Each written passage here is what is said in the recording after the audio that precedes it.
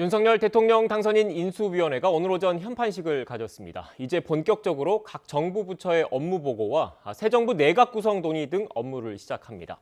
이런 상황에서 청와대 이전 부지를 놓고 외교부 청사냐, 용산의 국방부 청사냐 고심 중인 가운데 찬반 의견이 팽팽합니다. 최창렬 용인대 교수, 김근식 경남대 교수와 함께 자세한 전국 현안 짚어보겠습니다. 안녕하세요. 안녕하세요. 네, 안녕하세요. 먼저 앞서 저희 뉴스에서 좀 속보로 전해드렸던 내용인데 청와대 관련된 이야기부터 해봐야 될 것 같아요. 일단 박경미 청와대 대변인의 녹취를 좀 먼저 듣고 본격적으로 대담 이어가겠습니다. 문재인 대통령은 윤석열 당선인과 빠른 시일 내에 격이 없이 허심탄회하게 대화하는 자리를 갖는 것이 국민에 대한 도리라면서 무슨 조율이 꼭 필요하다고 생각하지 않으며 청와대의 문은 늘 열려 있다고 말했습니다. 또한 문 대통령은 당선인 측의 공약이나 국정 운영 방향에 대해 개별적인 의사표현은 하지 말 것을 지시했습니다. 한편 유영민 비서실장도 17일 청와대 직원들에게 다음과 같이 공지한 바 있습니다. 당선인 측의 공약이나 정책, 국정 운영 방향에 대하여 SNS 또는 언론에 개인적인 의견을 올리거나 언급하지 않도록 주의해 주시기 바랍니다. 네, 오늘 오전 박경미 청와대 대변인의 브리핑을 전해드렸습니다. 교수님께 먼저 질문을 드릴게요. 지금 현재 문재인 대통령과 윤석열 대통령 당선인의 회동, 공식 회동이 지금 성사되지 못하고 있는 상황에서 오늘 이 발언이 나왔습니다. 어떤 의미라고 봐야 될까요? 그러니까 이제 언론에서도 이 지난번에 무산된 거를 신구 권력의 충돌이다 이렇게 표현하는 언론이 많더라고요. 네. 그러니까 이게 약간 과대 포장된 면이 있는 것 같아요. 굉장히 부담스러운 일이에요. 현재 문재인 대통령도 그렇고 새로 또 정권을 인수받을 윤석열 당선인 측도 마찬가지예요. 아무튼 간에 신구 권력이 교체하는 시점이고 게다가 이게 지금 정권이 유지되는 차원이 아니라 정권이 교체되는 거란 말이에요. 대단히 예민하거든요. 그러니까 이런 부분에서 서로 상대방을 존중하고 좀 배려를 해야 되는데 아까 문재인 대통령이 그래서 그런 의미에서 참모들에게 발언을 좀 절제해라, 발언을 좀 자제해라 이런 지시는 굉장히 타당한 것 같아요.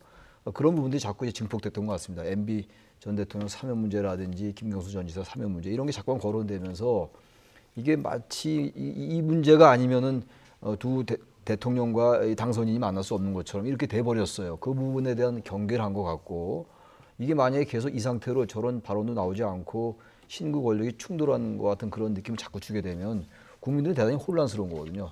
문재인 대통령도 그렇고 윤석열 당선인도 그렇고 다 통합을 강조하고 있는데 이게 통합이 처음부터 안 되는 거란 말이에요. 만남 자체가 성사가 안 된다는 게 말이 안 되는 거거든요. 그래서 조율도 물론 중요합니다만 일단 두 사람이 만나서 두 분이 만나서 여러 가지 할 얘기가 많을 거 아니에요. 지금 뭐 차이가 나는 정책도 많이 있을 것이고 그런 부분들에 대해서 공감대 형성해 나가는 게 중요할 것 같고 구체적인 어떤 이슈 가지고 꼭 만나지 않아도 될 것 같아요. 그런 이슈는 얼마든지 또 해결해 나갈 시간이 많이 있을 거라는 생각이 들어서 문재인 대통령의 저러한 어떤 조치는 굉장히 바람직하다라고 생각합니다. 네.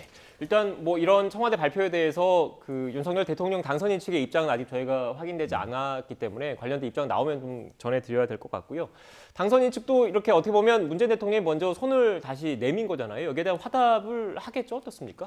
그렇죠. 당연한 수순이라고 봅니다. 네. 그러니까 그 만남이 이제 연기된 것으로 지금 돼 있기 때문에 네. 뭐 사전에 뭐 의제 조율 과정이나 아니면 이 언론에 이게 수면 위로 좀 부상되는 바람에 논란이 돼서 만남을 좀 일시 연기한 거로 되어 있기 때문에 저는 당연히 인수인계라고 하는 이 과정 속에서 이제 물러나는 문재인 대통령과 들어와야 될 윤석열 당선인 측에서는 당연히 만나서 그런 것들 협조하는 모습을 보여줘야 됩니다.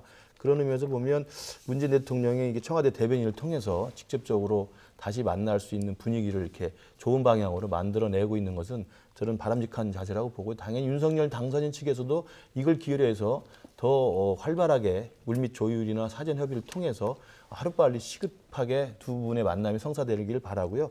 특히 아까 박경미 대변인이 말한 내용 중에 청와대 직원들 중에 함구령을 내리고 개인적인 어떤 의견을 제시하지 말라고 했던 것도 저는 굉장히 의미가 있다고 생각합니다. 네. 왜냐하면 지금 사면 논란뿐만 아니라 인사 문제, 그다음에 그 청사 이전 문제, 그 청와대 이전 문제 가지고 사실은 이런저런 갑론을박이 있는데 그 과정에 청와대 현직에 있는 분들이 언론에 어떤 의견을 내고 그게 기사화되면서 마치 지금 현재 권력인 문재인 정부 사람들이 이제 미래 권력인 윤석열 당선인 측과 각을 세우는 듯한 모습이 계속 나왔지 않습니까? 특히 이제 뭐 구체적으로 말씀을 꼭 드릴 필요는 없습니다만 탁현민 비서관 같은 경우 이제 그런 것들을 SNS에 올려서 논란이 됐기 때문에 그런 좀 가벼운 행동에 대한 저는 경고 조치로서도 굉장히 의미가 있다고 생각합니다. 네, 그것과 덧붙여서 또 당선인 측 정책 개인적 의견 밝히지 말라 문 대통령도 직접 지시를 했습니다. 그러니까 지금 말씀하신 걸 쭉 들어보면 결국 문재인 대통령과 윤석열 대통령 당선인이 직접 만나서 허심탄회하게 이런저런 격의 없이 대화를 하면 풀 수 있는 문제들인데 어떻게 보면 주변에 있는 참모 그리고 주변의 관계자들이 이런저런 얘기를 하면서 오히려 분란을 키워가는 측면이 있다. 이렇게 인식을 하고 있다라고 봐도 되는 겁니까? 전 어떻습니까? 그렇게 보고 있다고 생각이 들고 네. 제가 봐도 그래요. 왜냐하면 지금 이제 대통령 주변이라든지 또 당선인 주변에 이른바 영향력 있게 의식되는 인사들의 발언이라는 게 방송을 통해서도 그렇고 뭐 SNS가 됐건 언론을 통해서 이제 보도가 되면 그게 굉장히 여러 가지 해석을 또 나요. 네. 해석을 낳고 또 평론을 낳고 이러다 보니까 상당히 양쪽의 갈등이 자꾸 증폭된 양상을 보여요. 근데 그건 이번뿐만이 아니라 우리 한국 정치가 언제부턴가 그런 양상이 굉장히 두드러진 것 같아요. 특히 페이스북을 통해서 어떤 의견을 내고 또 그 의견이 또 다른 논쟁을 낳고 그 논쟁이 다른 또 갈등을 낳고 이런 어떤 악순환 같은 게 있는 것 같아서 물론 그런 SNS를 통해서 자기 의견을 내고 어떤 공적 영역에서 이슈화시키는 건 의미가 있다 하더라도 자꾸 이게 갈등 증폭에 활용되는 측면이 있어요. 더군다나 이렇게 예민할 때는요. 아주 예민한 발언들 같은 거 그런 것들은 정말 자제해야 돼요. 그러니까 발언 하나하나가 절제되고 정제되어야 되는데 그렇지 않은 면이 있어요. 그런 부분들에 대해서 얘기를 한 것이고 그래서 윤석열 당선인 측에서도 최근에 여러 발언들이 좀 있었잖아요. 그런 발언들을 좀 이제는 조금 호흡을 좀 가다듬고 우리 한국 정치에서 보면 너무 호흡이 빨라요. 즉각 반응하고 즉흥적으로 반응하고 즉응적으로 반응한단 말이에요.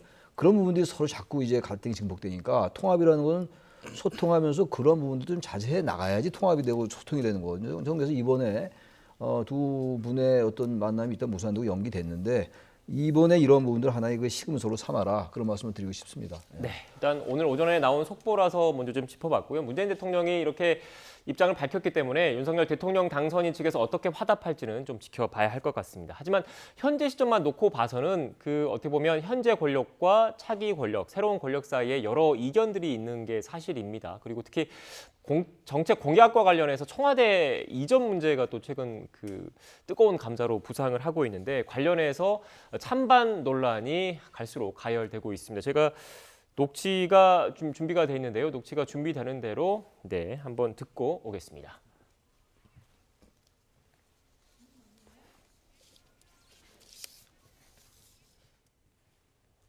청와대에 오랜 세월에 걸쳐서 형성된 이런 어떤 안보 자산들이 일단 그 대부분 무능화된다.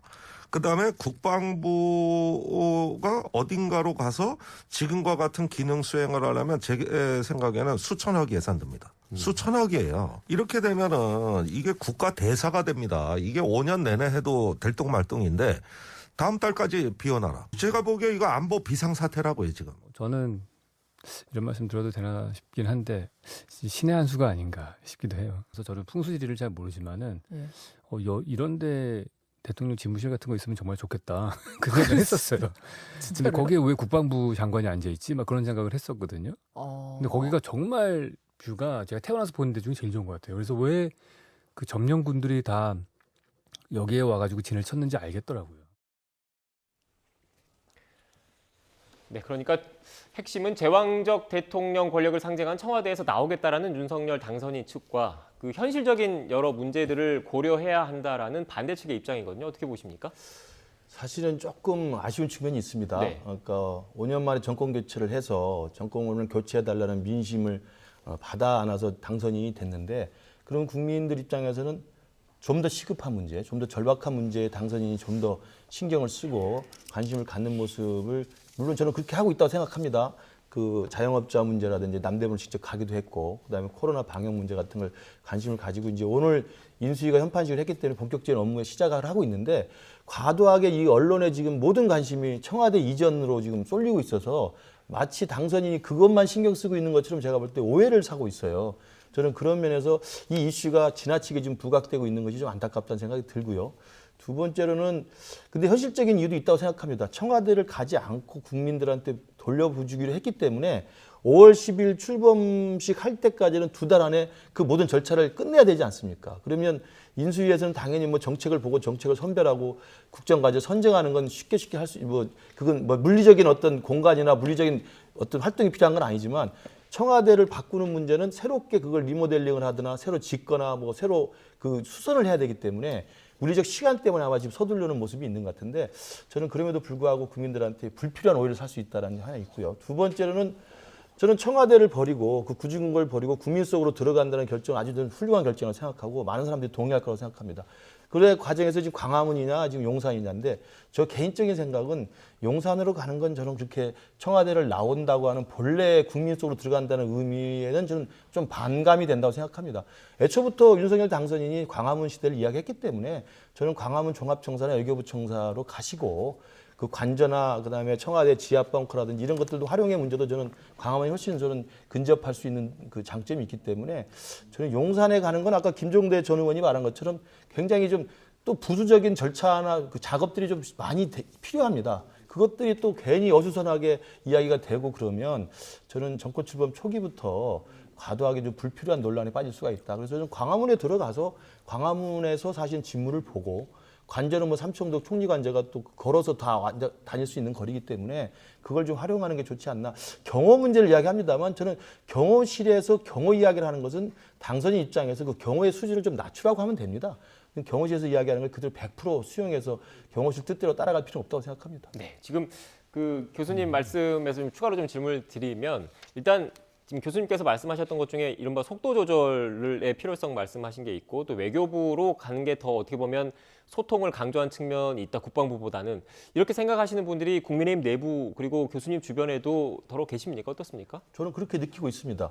물론 이제 그렇기 때문에 지금 당선인께서도 지금 두 안을 놓고 지금 아직 결정을 못 하고 있는 것이고 오늘 이제 현장을 지금 답사를 하겠다는 거기 때문에 저는 그런 국민들의 여론이나 민심을 좀 들어서 합리적 결정할 거라고 보는데 외교부나 광화문 청사로 갈 경우가 용산으로 갑자기 바뀌게 된 것은 순 경호와 보안 문제거든요.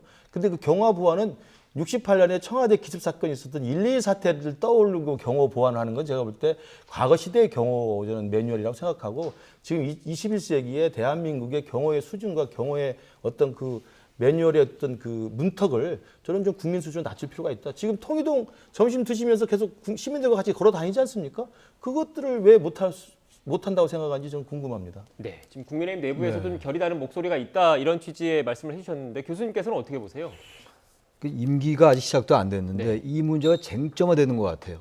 처음에 이제 왜 광화문 쪽에 청사를 얻는 게 당연했는데 경호나 보안 문제가 대두되면서 이제 다른 얘기가 나오기 시작했어요. 그때까지만 해도 그래도 대통령 당선인의 원래 이제 소신이고 공약이고 지난번 문재인 대통령도 공약했다가 안 됐던 거 아니겠어요? 그래서 이건 정말 의미가 있다.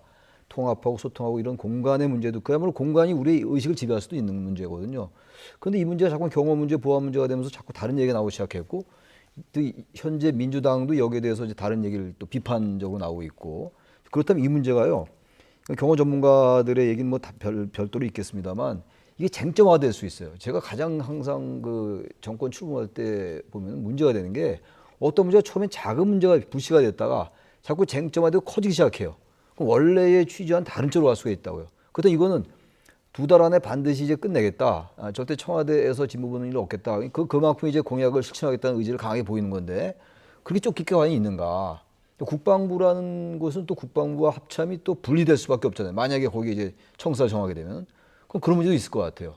다른 부분과 달라서 이게 군사에 관련된 문제고 안보에 관련된 문제 아니겠어요? 저는 그래서 이 문제를 뭐 수천억이 들어가는지 뭐 1조가 들어가는지 모르겠어요. 그것까지는 정확히 모르겠습니다. 상당한 돈이 들어가는 건 분명하고 돈이 어차피 들어가겠죠. 어차피 광화문 청사로 와도 마찬가지긴 한데 지금 외교부 청사가 얘기가 되고 있단 말이에요. 그러니까 어쨌든 간에 기본적으로 너무 서둘지 않았으면 좋겠다는 거예요. 반드시 5월 10일 날 첫 직무를 꼭 뭐 외교부 청사가 됐건 국방부 청사가 됐건 거기서 꼭 해야 되는 것만은 아니잖아요.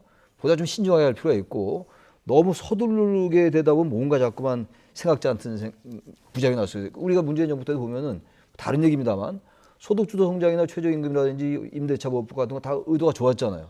근데 부작용이 생겼단 말이죠. 그래서 항상 의도와 선의만 가지고 볼 수가 없거든요. 저도 광화문이나 어쨌든 청와대에서 나오는 건 뭐 100% 찬성인데 그냥 이렇게 많은 논란을 야기하면서 무조건 밀어붙이는 것처럼 비친다면 안 되겠다. 그래서 어쨌든 신중하게 여러 가지 고려해서 하는 게 맞다는 생각을 합니다. 네, 지금 교수님께서 쟁점화되는 측면을 좀 말씀을 해주셔서 저희가 관련된 그래픽이 있어요. 더불어민주당 국방위 소속 의원들이 그 비용 문제 그리고 안보 문제와 관련해서 민주당 측에서 좀 집중적으로 좀 제기를 하고 있거든요. 그러니까 그 국방부로 만약에 청사가 이전됐을 경우에 민주당에서는 일단 1조 원 이상 소요될 것이다라고 그 주장을 하고 있고요. 반면에 뭐 행안부에서는 이것보다는 좀 비용은 작게 좀 추산된 것으로 보고가 되고 있는 것으로 좀 알려지고 있는데 결국 비용 문제, 안보 문제를 반대하는 측에서는 논리로 지금 근거로 삼고 있긴 하지만 지금 당선인 측에서는 일단 청와대에서 나온다는 게 제왕적 그 대통령제에서 벗어나겠다, 소통을 강조한다는 측면 그리고 여러 뭐 아직 확정된 건 아니지만 만약에 국방부 청사로 간다고 하더라도 뭐 용산공원이나 이걸 연계를 해서 국민과의 소통을 강화하겠다 이런 입장을 유지를 하고 있다는 점을 참고로 말씀을 드립니다. 여기에 대해서는 어떻게 생각하십니까? 비용 문제는 좀 부차적인 거라고 봅니다. 그동안 대한민국 건국 이후에 청와대가 대통령 집무실로 지금 뭐 70년 넘게 진행돼 왔는데 이걸 진짜 드디어 이제 국민적 공감대하에서 그걸 버리고 국민들한테 돌려주고 새로운 시대를 열겠다고 하는 거기 때문에 당연히 그 비용은 뭐 들 수밖에 없는 것이기 때문에 물론 그 비용이 과도하게 들거나 국민들이 그 수용하기 힘들 정도의 비용이 든다고 한다면 재고를 해야 됩니다만 당연히 저는 그래서 그런 큰 지금 역사적인 일들을 지금 추진하고 있기 때문에 비용 드는 건 저는 크게 문제가 될 것 같지는 않고요. 민주당 쪽에서 이야기하는 뭐 1조 원 이상 하는 건 제가 볼 때 좀 부풀린 측면이 있다고 생각이 들고 네. 그렇기 때문에 국방부로 가느냐 광화문으로 가느냐는 비용 문제보다는 아까 제가 말씀드린 것처럼 본래의 그 윤석열 당선인이 생각했던 청와대를 시민한테 돌려주고 시민 속으로 들어간다, 국민 속으로 들어간다는 그 의지와 취지에 부합해서 결정을 하는 게 맞고 두 번째로는 비용을 생각해 보면 제가 국방부를 왜 반대하냐면 국방부로 갈 때는 관저가 없지 않습니까?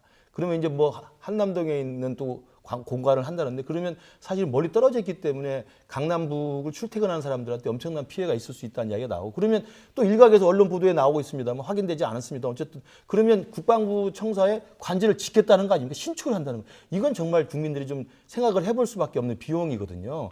그래서 저는 광화문에 가면 총리 공간도 있고 그렇기 때문에 공간을 새로 짓는다는 비용은 사실은 좀 부담스러울 수 있어서 저는 그 부분도 국방부보다는 광화문이 훨씬 더 용이하다. 그리고 그 김종대 의원이 이야기하는 것처럼 지금 청와대 안에 지하 벙커라는 것은 국가위기관리센터에 나름대로 훌륭한 시설들이 되어 있거든요. 그걸 사실은 저는 광화문 시대를 열면 광화문에서 청와대 NSC까지는 사실 갈 수 있기 때문에 저는 그 부분도 충분히 활용 가능한 또 아이디어라고 생각합니다. 지금 최근에 보면요, 이제 얼마 안 됐습니다만 뭐 오찬 정치란 말 나오잖아요. 네. 그렇게 소통하면 되는 거거든요. 그러니까 저는 청와대에서 나와서 광화문이 됐건 어디로 가는 건 100% 찬성인데 개인적으로는 만약에 여러 문제가 의도치 않은 문제가 제기된다면 상당히 신중하게 접근하라는 말씀 다시 드리고 싶고 청와대가 아니라 국방부가 됐건 외교부 청사가 됐건요. 만약 소통하고자 하는 의지가 없으면요. 아무리 가까이 있어도 안 됩니다. 그 의지와 어떤 물리적인 공간 이런 환경이 같이 맞물려야지 변화가 있는 거거든요. 그러니까 청와대에서 나오겠다라는 게 국민과 함께 하겠다라는 거 아니에요. 제왕적 대통령으로 권부의 상징처럼 되어왔던 게 청와대고 그 공간적인 어떤 물리적 문제도 있으니까 그걸 같이 깨면서 국민 속으로 들어가겠다는 거기 때문에 그 본래의 취지를 놓치지 말아라. 어쨌든 어떤 수단을 동원해서라도 국민과 소통하면 되는 거거든요. 그런 어떤 초심을 잃지 말았으면 좋겠다는 말씀 드리고 싶습니다. 네.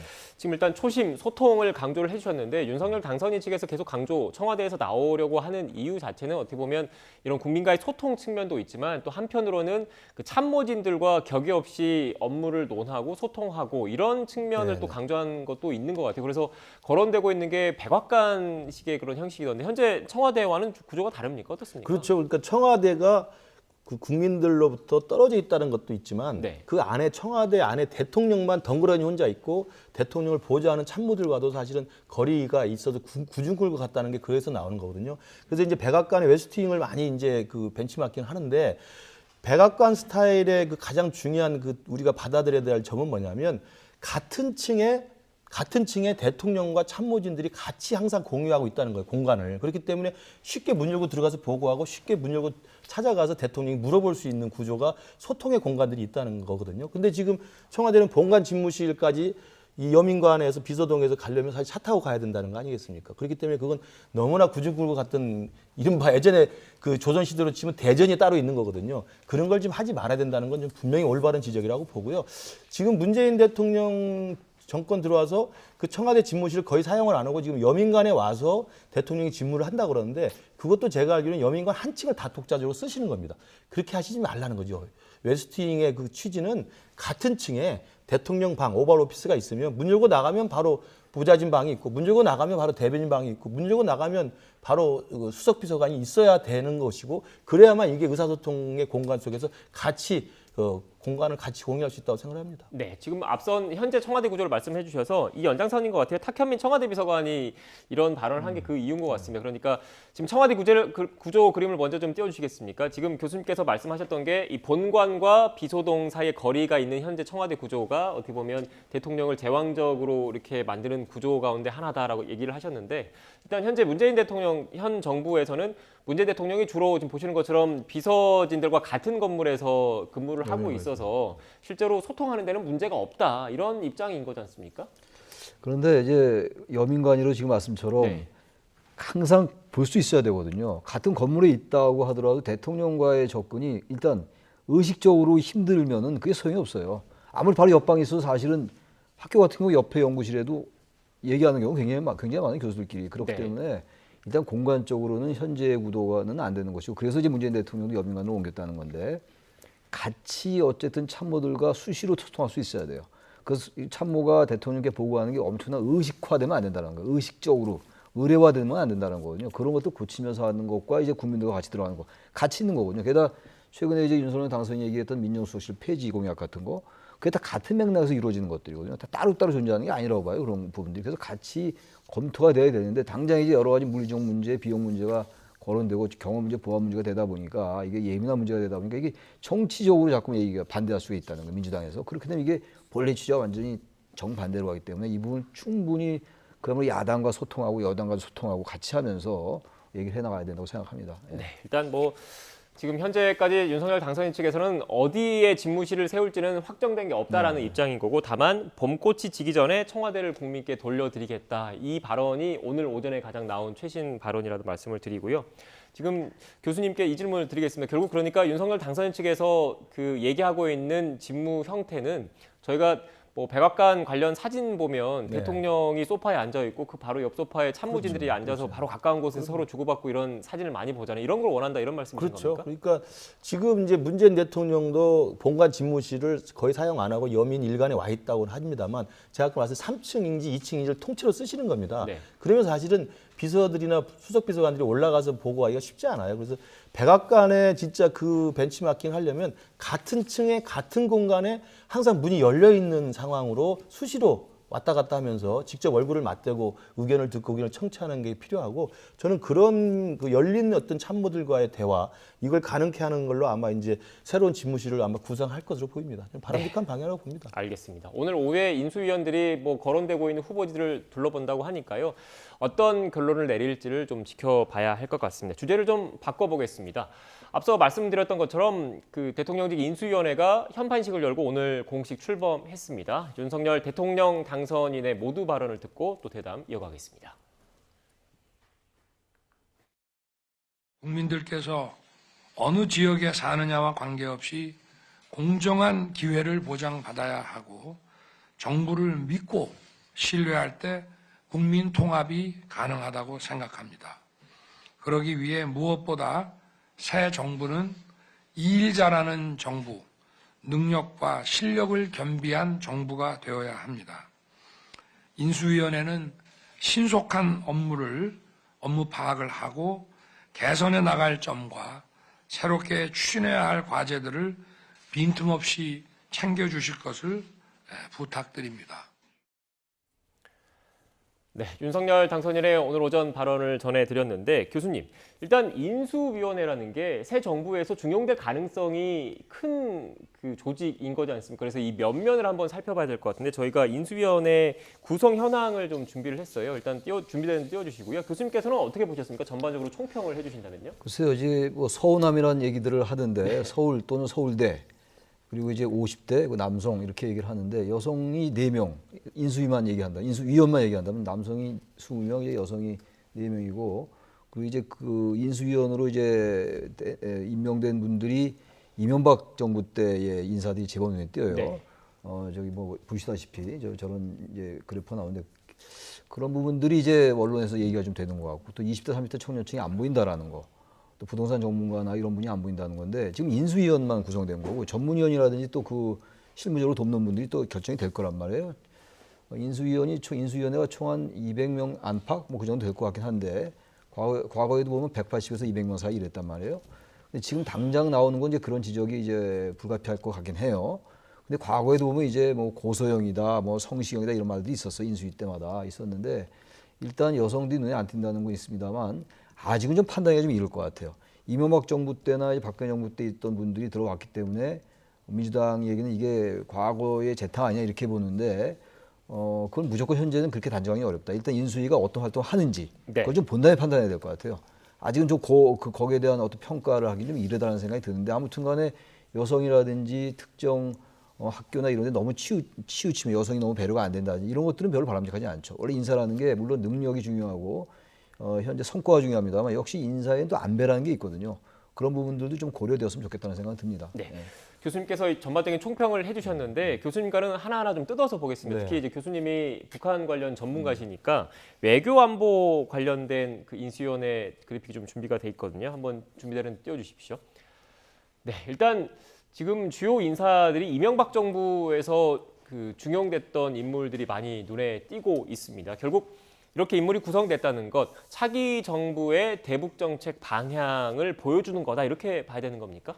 그러니까 인수위원회의 업무는 그 정권을 인수하는 과정에서 국정과제를 추려서 네. 국정과제를 그 배치하고 확정하는 겁니다. 그래서 5월 10일 날 윤석열 당선인이 이제 대통령으로 공식 업무를 시작했을 때 국정과제를 5년 동안 할 수 있는 것들을 정해주는 거거든요. 저는 그런 의미에서 본다면 인수위원들이 각 분과에서 자기가 담당하는 부처의 보고를 받고 현안을 파악하고 그 과정에서 새로운 당선인의 국정 철학이 반영된 방향과 과제를 제시해 주는 것이기 때문에 외교안보 분과에서 지금 세 분이 되어 있습니다. 네. 그래서 이분들은 제가 볼 때 지금 인수위 구성 자체로 보면 윤석열 당선인의 그동안의 후보로서 그리고 그 경선 캠프 과정에서부터 사실상 조언을 했던 그 그룹들이기 때문에 저는 뭐 당연히 편안하게 당선인과 소통이 가능하고 그리고 또 그 당선인의 외교안보 공약들에 관련된 작업들 실무적으로 해왔던 분들이어서 저는 무난하게 선정이 됐다고 평가를 할 수 있다고 봅니다. 다만 이제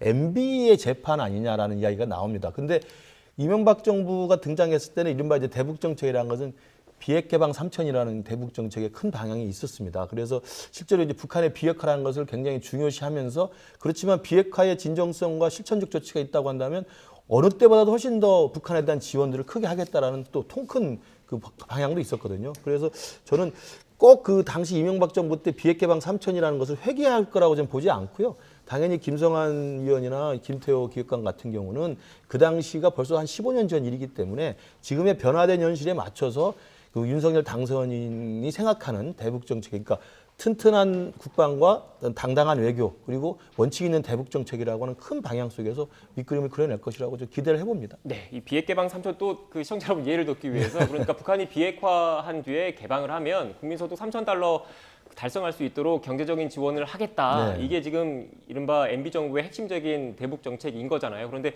말씀하셨던 것처럼 구체적인 수치나 이런 거 좀 달라질 수는 있겠지만 그 당선인 측에서 계속 내세우고 있는 게 북한의 도발에 대해서는 단호하게 대처를 하되 도발하지 않고 뭔가 비핵화의 노력을 선제적으로 보인다면 경제적 지원은 또 과감히 하겠다. 대화의 문은 항상 열려 있다. 이런 게 기본적인 입장이거든요. 그러니까 비핵 개방 3천과 큰 차이는 또 없어 보인다. 이런 지적도 나올 것 같습니다. 본래 그 정부나 후보 때 대북 정책 공약은 대동소이합니다. 네. 그러니까 박정희 대통령 이래로 지금까지 우리 이제 이른바 기능주의적 접근 방식으로 북한과는 교류 협력과 화해를 하고 대화의 문은 항상 열어져 있다. 그러나 우리 안보는 튼튼히 하고 북한의 도발은 막는다라는 기본적인 원칙이 있고 이건 진보 보수 지정을 떠나서 크게 차이 나지 않습니다. 그래서 이 부분은 이 국정과제를 선별하는 과정에서 큰 원칙은 이미 공약에 나와 있기 때문에 당당한 외교 튼튼한 안보 그리고 원칙 있는 대북 정책이 나와 있기 때문에 그 맥락에서 할 거라고 보고요. 그럼에도 불구하고 화해 협력과 교류 협력에 대해서는 뭐 언제든지 그 문이 열려 있고 조건이 많은다면 오히려 보수 정부에서 더 대대적으로 할 수 있는 가능성도 충분히 있다고 봅니다. 네, 알겠습니다.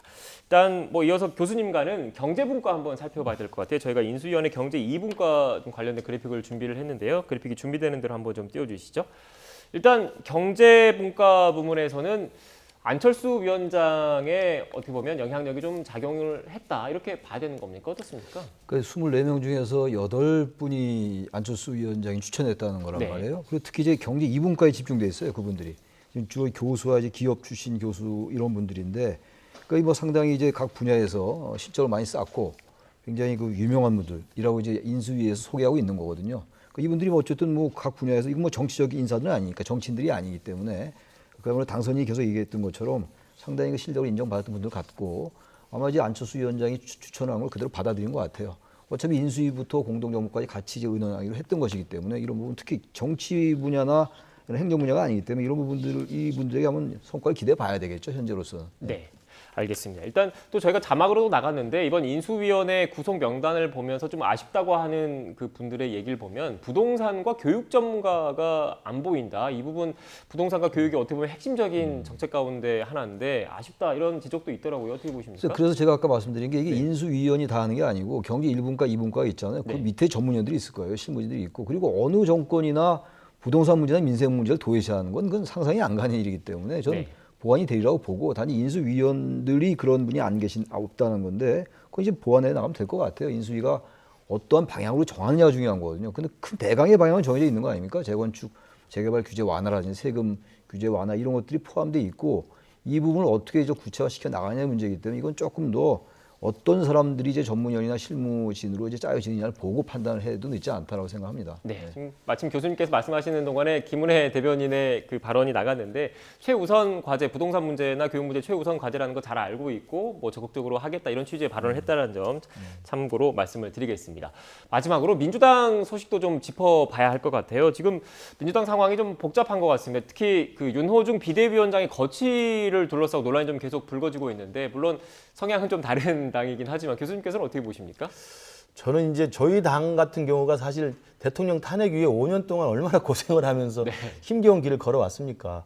그런데 그 5년 내내 보면은 그 당 안에서는 뭐 새로 하겠다, 혁신하겠다 합니다만 국민 눈높이에서는 계속 그게 부족했거든요. 그래서 계속 연전연패를 했고 이번에 정말 겨우 새로운 기회를 부여받은 것이어서 저는 지금 민주당이 대선 패배 이후에 이렇게 내용 과정을 보면 아 민주당도 아직도 정신 차리려면 시간이 많이 걸리겠구나 이런 생각이 우선 듭니다. 왜냐하면 윤호중 비대위라고 하는 것이 윤호중 원내대표가 이번 선거를 진두지휘한 그 지도부 중에 가장 핵심 중에 한 분이었고 그리고 윤호중 비대위를 통해 가지고 이것이 아무런 그 어떤 경각심 없이 무사안일하게 비대위 체제로 가버린다고 한다면 저는 이번에 민주당에서 요구되는 국민들 시선에서 봤을 때는 당 내부의 대대적인 혁신 이런 것들을 과연 해낼 수 있을까라는 의구심이 들고요.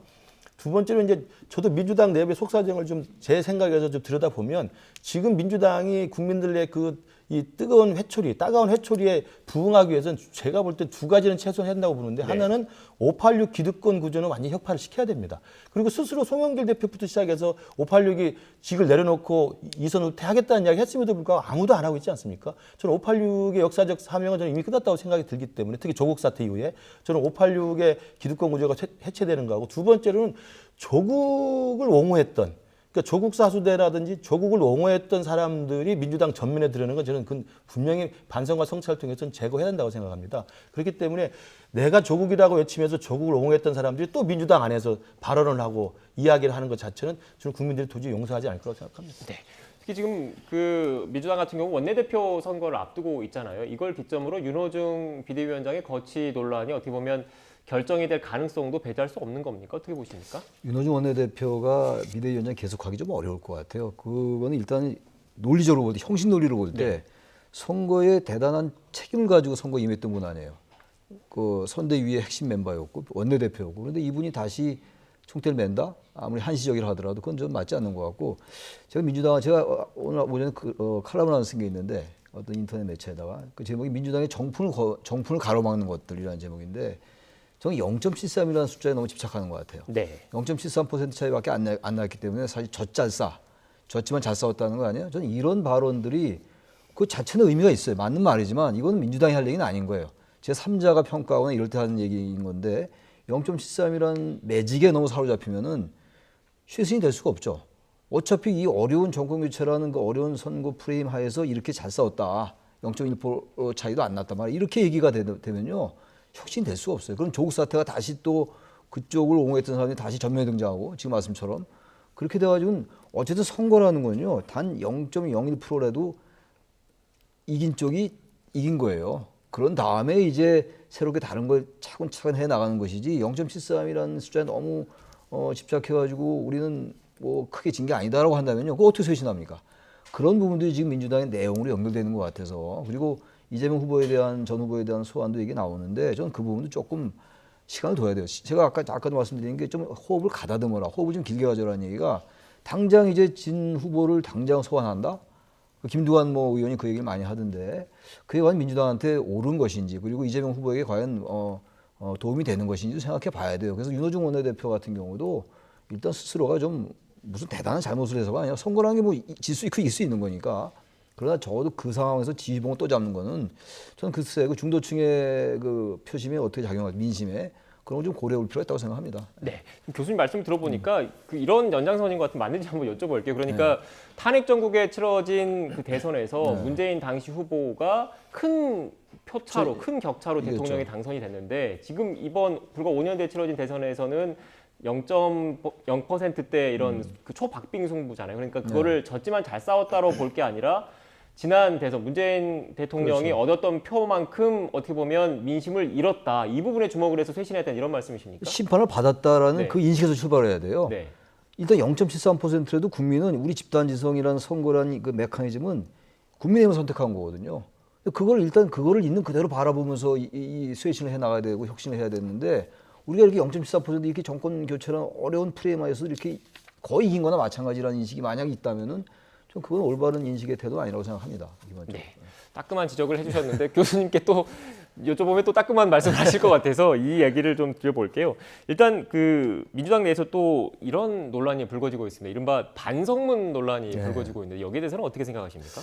최입의 이제 비대위원이죠. 비대위원이 쓴소리를 한 건데 그것에 대해서 이제 지금 문재인 정부 청와대 출신 국회의원들이 뭐 집단적으로 모여서 뭐 사퇴 이야기까지 거론하고 있는 걸 보는데 저는 뭐 자꾸 우리 국민의힘 이야기 말씀드려 죄송합니다만 대통령 탄핵당하고도 우리 국민의힘 안에서도 정말 그런 국민의 따가운 시선을 아랑곳 없이 내부의 권력투쟁만 했던 경우가 있었습니다. 친박, 비박, 뭐 친이, 친박 이렇게 싸웠던 내용들 자기의 각자 대생의 이해관계만 챙겼던 건데 그렇기 때문에 대선 지구도 지방선거 지구도 총선 지구로 했던 거거든요. 저는 민주당이 지금 최입의 의원 같은 사람이 그런 쓴소리를 하라고 비대위원 한 거 아닙니까? 저는 그런 최입의 의원의 좀 올바른 쓴소리를 자기가 청와대 근무했다는 이유만으로 마치 뭐 주군에 대해서 이렇게 뭐 비판을 했기 때문에 못 참겠다라고 집단 행동을 하는 건 제가 볼 때 정말 민주당이 아직 갈 길이 멀다라는 생각이 들고요. 네. 최입의 의원한테 뭐 이렇게 이야기하니까 뭐 대통령이 필요할 때 대통령을 찾고 필요 없으면 또 혼낸다 뭐 이렇게 비판하셨던데 정확한 팩트를 알아야 됩니다. 최입의 의원은 그 전에 대통령을 필요해서 문재인 대통령을 찾은 적이 한 번도 없고요. 민주당에 이번에 들어온 분이에요. 민주당 처음 들어온 분입니다. 그 전에 국민의당에서 안철수 대표랑 같이 했던 분이기 때문에 마치 뭐 대통령이 필요하면 자꾸 대통령이 필요 없으니까 내팽개친다. 이런 식의 비판 자체도 비판을 위한 비판이다. 틀린 이야기다는 말씀 드립니다. 네, 너무 또 민주당만 이렇게 비판하는 것 같아서 국민의힘 얘기도 좀 해봐야 될 것 같은데 지금 뭐 국민의힘 입장에서도 이겼지만 초박빙 승부로 이긴 겁니다. 그리고 또 그동안 대선 전국 과정에서 정권 교체 여론이 높았잖아요. 그래서 일각에서는 이 정권 교체 여론을 온전히 다 흡수하지 못해서 아슬아슬하게 이겼다. 이건 역시 국민의힘 입장에서 그리고 윤석열 당선인 측에서 겸허하게 받아들이고 반성할 측면이다. 이런 지적도 있던데 어떻게 보십니까? 제가 민주당도 0.73% 표차밖에 안 났지만 졌다고 봐야 된다. 심판을 받았다고 봐야 된다라는 인식에서 출발해야 되는 거나 마찬가지로 국민의힘도 0.73표 차이로밖에 못 이겼어요. 사실 정권 교체 여론은 계속 50% 이상이었거든요. 거의 다 모든 여론은. 근데 거의 박빙으로 왔잖아요. 원래 예상들은 좀 국민의힘이 좀 약간 표차가 나면서 이길 거라는 예상이 많았는데 그렇지 못했단 말이에요. 그러니까 그만큼 국민의힘에게 정권을 줬다는 거는 민주당이 잘못돼서 국민의힘이 이긴 거예요. 지난번에 미래통합당이 참패했을 때도 민주당이 잘해서 그냥 미래통합당이 탄핵 이런 거 반성하지 않아서 진 거나 마찬가지거든요. 그래서 이거는 국민의힘이 엄청나게 잘해가지고 국민의 선택을 받은 게 아니고 민주당이 그동안 여러 가지 내로남불이라든지 조국 사태 이런 것들에서 보인 민심과의 이반, 이것 때문에 반사이익을 얻었다라고 출발해야 돼요. 우리가 이겼으니까 우리가 다 갖는다라는 인식은 민주당이 표차가 적으니까 괜찮다라는 인식과 똑같은 거예요. 절대로 국민의힘도 지방선거 6월 1일이잖아요. 민심이 얼마나 무서운 걸 이번에 알았잖아요. 우리 항상 민심을 예측하지 못해. 0.73% 차이가 날지 누가 예상했겠어요.